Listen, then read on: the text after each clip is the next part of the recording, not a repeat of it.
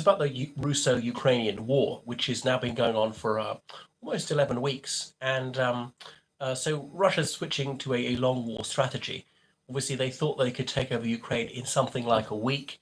Remember, some pundits were saying that Kiev would fall in 48 hours. I didn't believe that, but I did think it was going to fall fairly soon, if not 2 days, more like a fortnight, and so on. And I'm staggered that Mariupol has held out Azovstal, that factory, that underground labyrinth, and the world is staring in deep amazement at those few gallant men who have resisted against overwhelming odds. So, I mean, their hardihood puts the average man to shame. I don't know where they get such reserves for fortitude, but I suppose they've resolved themselves to lay down their lives for Ukraine because there's really no way out for them. So Putin has been frustrated in his aims and it's slowing down. Remember, he was defeated in the Battle of Kiev and he's shifted his focus onto Donbass, the Don River Basin in southeast Ukraine. To recapture that, it's heavily Russophone and so on. And eastern Ukraine's got a little bit of oil and gas and coal, a few factories, a bit more economically worth it. But the bits of Luhansk and Donetsk that he's seized over the last 8 years, they've been economically almost useless because they can't trade with the rest of Ukraine. They've had to be heavily subsidized by the Russian Federation. And increasingly plans are leaking out from Russia that they intend to annex this Donbass area and Kherson, that other city in southern Ukraine that they've grabbed. They've put in their own administration. They've disregarded the democratically elected mayors of those districts, erecting the Russian flag, putting up signs in Russian, removing those in the Ukrainian, and saying Ukrainian is a mere dialect, and on and on and on. So they're going to stage these rigged referenda. But incidentally, if they held them in Donetsk and Luhansk, they'd probably win fair and square. But obviously, they wouldn't accept winning 55% or 65%. No, it's got to be like 99%. And if you advocate for the other side, you know that's jail time. So he will use his usual sort of terrorist state apparatus there, and then say that they will request a cession to the Russian Federation, and this Putin will be graciously pleased to grant. People in South Ossetia, Abkhazia, those breakaway regions of Georgia, the Russians have been illegally occupying for years. The same plot has been hatched there, has leaked out there. So it really has stalled for the Russians. They're bogged down. The factors that I thought would play in their advantage are so far not really working. They have advanced, but at a snail's pace. I thought they'd have time to sort out the logistics. The Americans estimate Russians are at least 2 weeks behind their own timetable. See, NATO countries have been rushing weapons into Ukraine, but I just think not enough and not fast enough. And then you could get Russia to a stalemate in places the Ukrainians have even pushed them back. At Kharkiv, the second biggest city in Ukraine, it's very close to the Russian frontier. And what a disgrace for Russia. They never managed to take that, despite it being only about 30 kilometers from Russia. The Ukrainians have retaken some of the high ground near the city, so the Russians can't shell it so easily.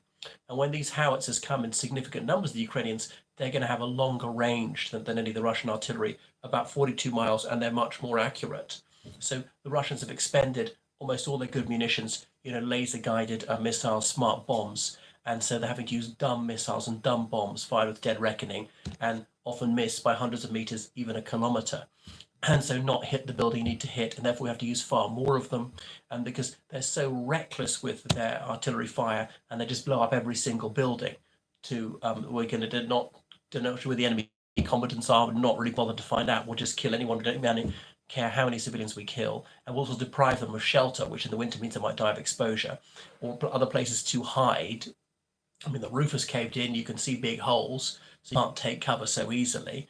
But that uses up an awful lot of munitions, and they're not supplying it at a fast enough rate. They're not going to be able to get the electrical components, which they use for a lot of their bombs and missiles and other things. So that's going to really slow down their war effort. They might be able to source alternatives from China, which might work. I don't know whether these ersatz ones will be a decent alternative, but en faute de mieux, they've got to try it. So it's slowed down for all various other reasons, and the military is not as big as they pretend it is. They're going to have to mobilize other people, but they call up these 18-year-old conscripts, but it takes several months to turn them into soldiers. So they're going to carry on for some time, and those who've been fighting for like so I think it's 12 weeks tomorrow. They will need a bit of rest and recuperation. Their families will want them back home. So you're going to have to rotate people out like that. I mean, the Ukrainians might want a breather, but for some place, like they say in Kiev, life is almost normal. The Russians have been a bit more audacious in using their air force. I'm surprised they've not really stepped that up. But one of the reasons they're husbanding their air force assets is because I suppose this is just stage one. They want to conquer Moldova and other places. I thought that Putin might be eyeing up his next victim. He can't conquer Ukraine. I think probably even he realized he can't take the whole country now. But how about Georgia, which is a tenth of the size of Ukraine in land area and less than a tenth of the population? That's one he could conquer outright. So NATO would be rushing weapons there. I even thought Biden might put troops there to try and forfend that. But of course, they'd be directly facing off against Russian troops who are illegally occupying South Ossetia and Abkhazia. And the Russians are obviously lying, saying they're peacekeepers when they're in fact invaders. And it's true that maybe most of the people of South Ossetia and Abkhazia actually want them there. But in international law, that has no standing whatsoever. You have a border dispute, you submit it to the United Nations. You need peacekeepers. The United Nations will send in peacekeepers from neutral countries acceptable to both sides. No, and it can't be the aggressors. They can never be peacekeepers. Would NATO or the UK support Moldova? Just let them have it, as in let Moldova join NATO? Well, I don't think so, because also Transnistria, which is the eastern bank of the Dnistria River, has been illegally occupied by Russia since 1991, and that could lead NATO directly into war against them. And I thought the Ukrainians do really well. They could knock out the Russians in Transnistria so they can never be attacked from the west again. And the United States has promised more armaments for Moldova because they're facing off against the Russian army there. But remember, in Moldova, there's a significant minority that is pro-Moscow. And these weapons could then fall into the wrong hands. The current president and prime minister of Moldova, both women, they both want their country to join the European Union. They said, we never want to join NATO. If they did, I suppose Moscow would have them assassinated. But that government could easily fall to Putin's stooges, and those weapons could be turned against NATO. So that's why NATO's a bit cherry about doing that.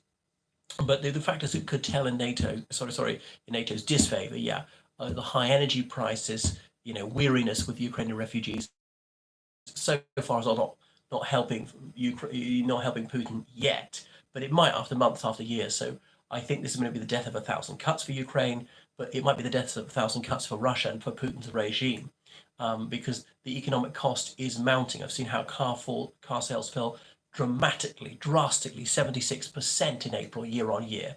And that's the thing about sanctions, that they don't have a huge bite immediately. Over the months, there's more and more and more. And the Russians are going to run out of some of their Western components to make cars and things. They're not going to be able to get the things they wanted to purchase abroad. And there's a lot more in the Western arsenal. Don't mean just weapons, as in confiscating that $300 billion in Russian government assets that are in Western banks, could give all that to Ukraine for weapons, confiscating all Russian properties in all NATO countries or all European Union countries, houses, but that would hit innocent people too, things like that. Refusing to sell any food, any medicine. 70% of Russia's medicines come from Western countries, but that would mean people avoidably dying of cancer and leukemia. I think the West's not willing to do that. Only if Russia carries out a large-scale nuclear strike or something like that.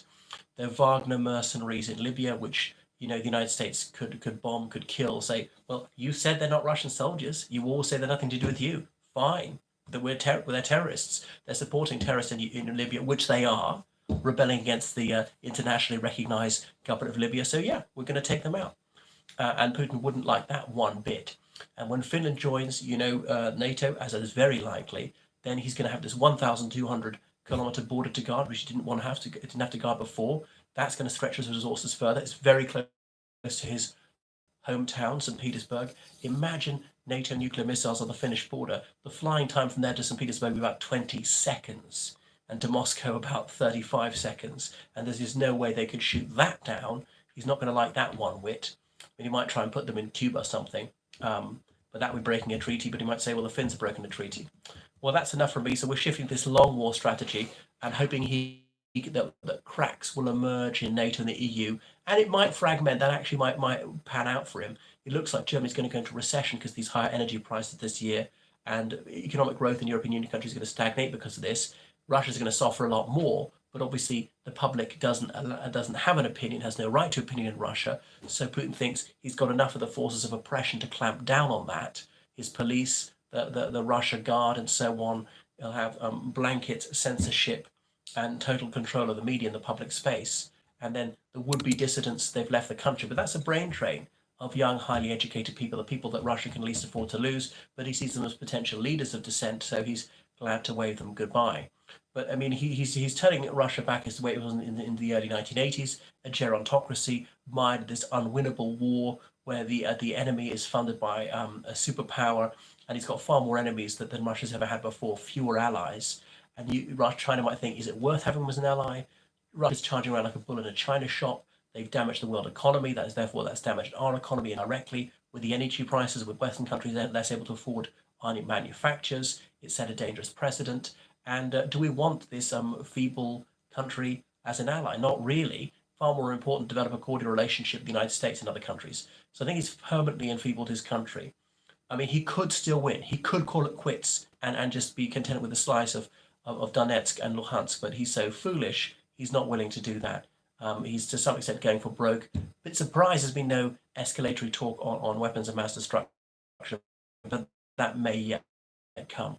I'm really worried though when he goes under the sergeant's knife and Nikolai Patrushev that gets the helm of state for a few days, because Patrushev, a year older than him, also going from St. Petersburg, is ultra hawkish. He's even more unhinged. I mean, even just to look at him, you can tell he's a dimwit. You can sometimes tell someone's a simpleton just by the expression on his face.